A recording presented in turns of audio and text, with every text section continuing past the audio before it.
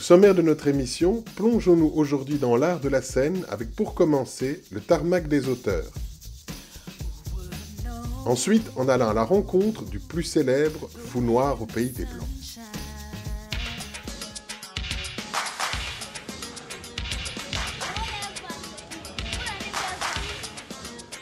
Soutenu par la SBL bruxelloise Africalia, le tarmac des auteurs est né de l'envie d'Israël Chipamba, comédien et auteur dramatique congolais.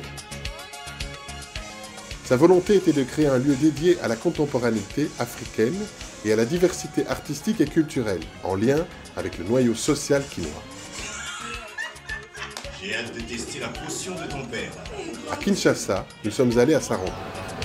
J'ai eu l'idée d'écrire le tarmac des auteurs et il fallait impérativement travailler sur les écritures théâtrales au Congo. Donc nous avons lancé des ateliers d'écriture, des résidences d'écriture.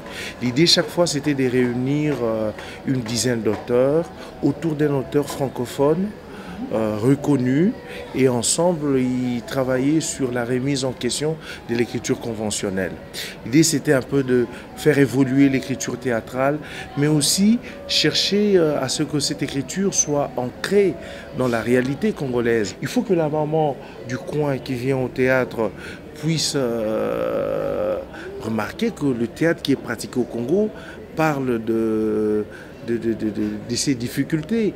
Il faut il faut qu'il y ait vraiment un vrai débat autour des problématiques que nous rencontrons tous les jours. Mon Dieu, le linge, je n'ai pas encore rangé les linges.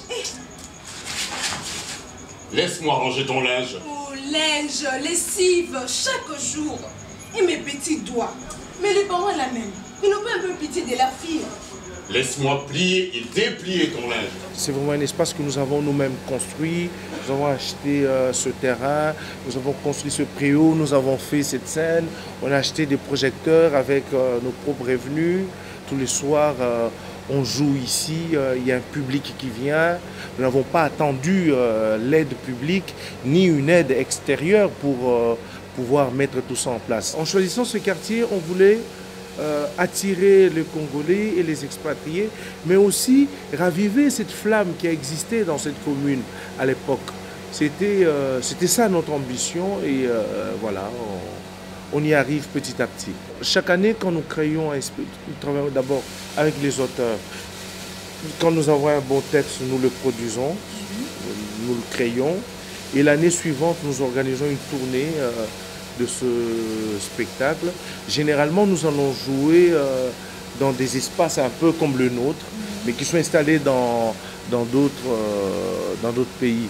Notamment au Rwanda, nous jouons à Isho.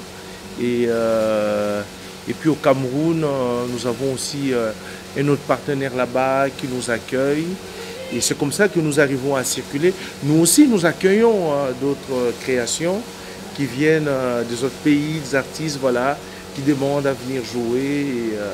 C'est comme ça qu'on arrive à échanger entre nous.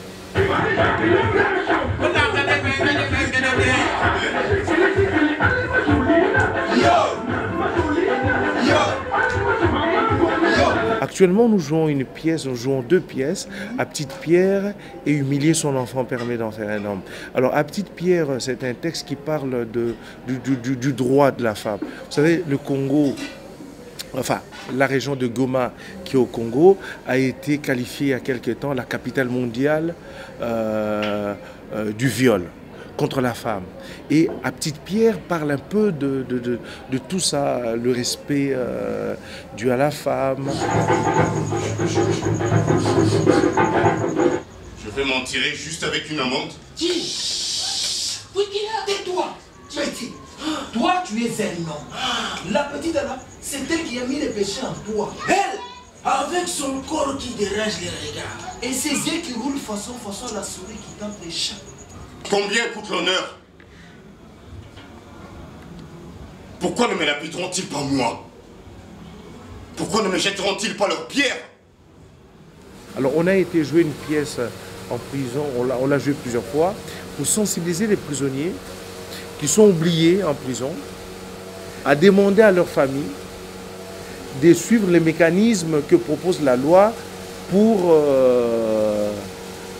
sortir de la prison. Et nous jouons beaucoup dans les écoles aussi, parce que